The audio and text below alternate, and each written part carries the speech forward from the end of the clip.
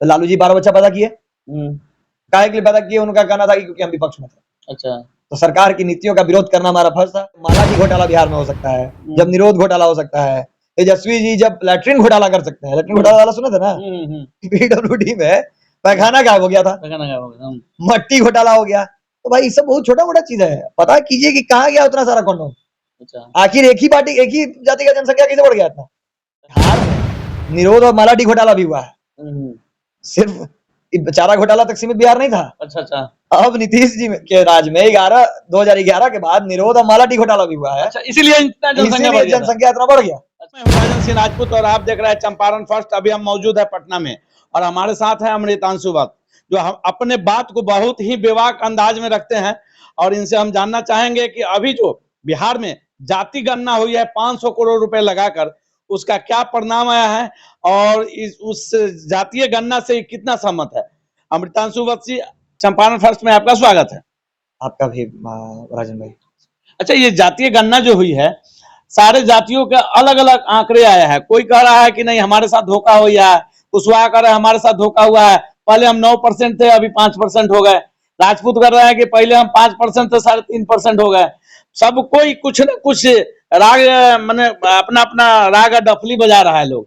और किसी का है कि मैं खुश हो रहा है, छाती पीट रहा है, अरे बाप हम तो बहुत ज्यादा हो गए। और जितना ज्यादा हो गए, एक नेता का बयान भी आया था कि जिसकी जितनी जनसंख्या उतनी उसकी भागीदारी, उसको उतना आरक्षण, और वो उतना गरीब, उस पर क्या कहिएगा?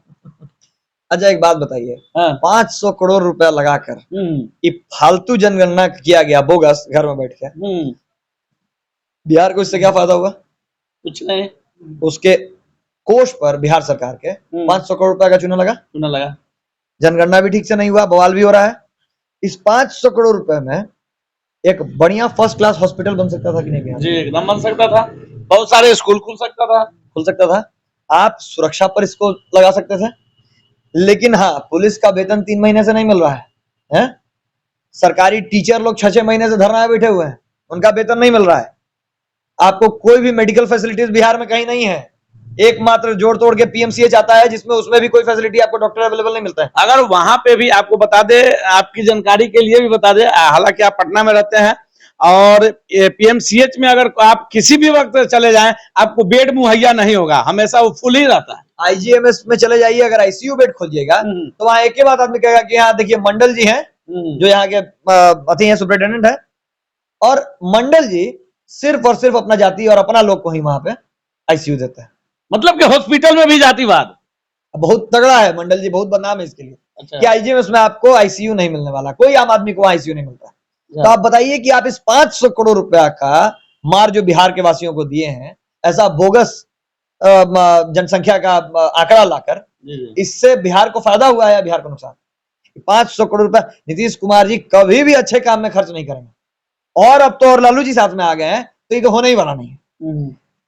हर देश में आप बताइए एक चीज, कि भारत गरीबी उतना ही है, भुखमरी उतना ही है, बेरोजगारी उतना ही है, और इन सभी चीजों का कारण है आपका बढ़ता हुआ जनसंख्या। इन बेरोजगारी, भुखमरी, गरीबी, सब का कारण एक जनसंख्या। भारत विश्व का 6ठा सबसे बड़ा इकोनॉमी है ना? लेकिन फिर भी क्यों गरीब है भारत? क्योंकि पर कैपिटा इनकम यहाँ कम है। पर कैपिटा इनकम क्यों कम है? क्योंकि यहाँ का पॉपुलेशन इतना ज्यादा है कि पर कैपिटा इनकम ऑटोमेटिक है कि कम हो जाएगा। भारत सरकार इतनी मतलब कि लोगों को इतना जागरूक किया था वीडियो के माध्यम से, हर एक तरह के प्रलोभन देके आप किसी भी हॉस्पिटल में चले जाए, वहां कंडोम के पैकेट लेके आ सकते हैं, मालाडी की गोली लेके आ सकते हैं। फिर भी इतनी जनसंख्या बढ़ क्यों रही है? जनसंख्या बढ़ रही है कि जितने लोगों को मालाडी का ऐड दिखाया गया, उन लोगों तक मालाडी पहुंचा नहीं। समझ गए? कि जितना खर्च लोग निरोध में किए, हमको तो अब लग रहा है कि बिहार में निरोध और मालाडी घोटाला भी हुआ है। सिर्फ चारा घोटाला तक सीमित बिहार नहीं था। अच्छा। अब नीतीश जी के राज में 2011 के बाद निरोध और मालाडी घोटाला भी हुआ है। अच्छा, इसीलिए जनसंख्या इतना बढ़ गया। अच्छा, तो और ये घोटाला हुआ किधर है? जिनको सबसे ज्यादा जरूरत था उनको नहीं मिला है। अच्छा। जिनको एकदम जरूरत नहीं था उन्हें घर घर पहुंचा दिया गया होगा। तब ना जिसका 5% पॉपुलेशन था वो घट कर 2.5% पर आ गया। जी हाँ। जो 1.5 करोड़ खाली वोटर है जिसका, जिस जाति का, जो आप ही एक आंकड़ा जारी किए थे मुखिया के इलेक्शन के समय में, उस 37 लाख पर किसे आ गया अचानक से 2 साल में? कई कोरोना में 2 ही 3 जाति का सबसे ज्यादा मौत हुआ है। अच्छा, राजपूत, भूमियार, ब्राह्मण, कायस्थ, बस ये 3 जातियों का, 4 जातियों का लगता है कि अप्राकृतिक तरीके से। तो कुशवाहा लोग भी तो कह रहे थे कि हम 9 से 5 हो गए। उनको तड़ीपार कर दिया गया, यहाँ से गायब कर दिया गया। मौत इतने लोग का हुआ है। अच्छा, अब आप समझिए कि जब मालाडी घोटाला बिहार में हो सकता है, जब निरोध घोटाला हो सकता है, तेजस्वी जी जब लैट्रिन घोटाला कर सकते हैं। लैट्रिन घोटाला वाला सुना था ना, पीडब्ल्यूडी में पैखाना गायब हो गया था, मट्टी घोटाला हो गया। तो भाई ये सब बहुत छोटा मोटा चीज है, पता कीजिए कि कहाँ गया उतना सारा कंडोम। अच्छा, आखिर एक ही पार्टी, एक ही जाति का जनसंख्या कैसे बढ़ गया इतना? सही बात। उन तक नहीं पहुंचा, या फिर उन तक ये ऐड नहीं पहुंचा था।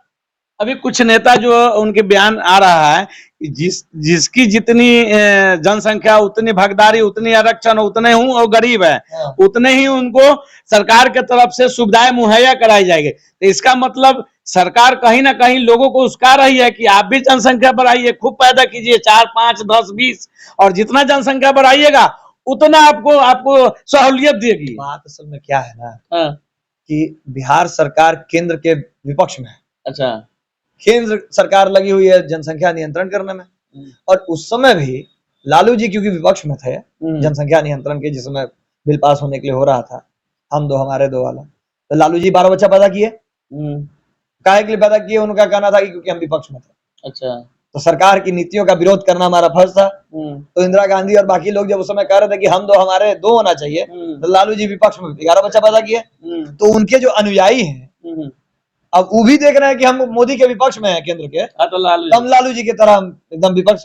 असली संजीदगी से अगर कोई वफादारी निभा रहा है आरजेडी से, तो आरजेडी के जितने कार्यकर्ता है वही जो समर्थक है वही। और इस चीज को हम मान गए कि लालू जी आपने एक ऐसा लहर दे दिया आपके आने के बाद, ऐसा अंधभक्ति हम नहीं देखे थे। अंधभक्ति नहीं देखे थे। अच्छा, ये गरीबी किसको जाएगा? इसका मतलब इलिटरेसी भी सबसे ज्यादा उसी कास्ट में है।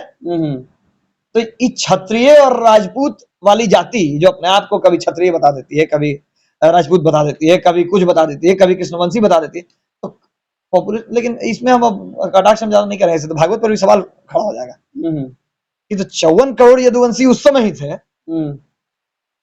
सिर्फ द्वारिका में, तब ना 54 करोड़ यदुवंशी एक ही रात, एक ही दिन साफ हो गए गांधारी के श्राप में।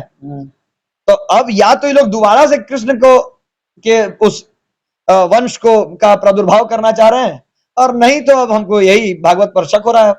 अच्छा, ये सही है कि गलत है?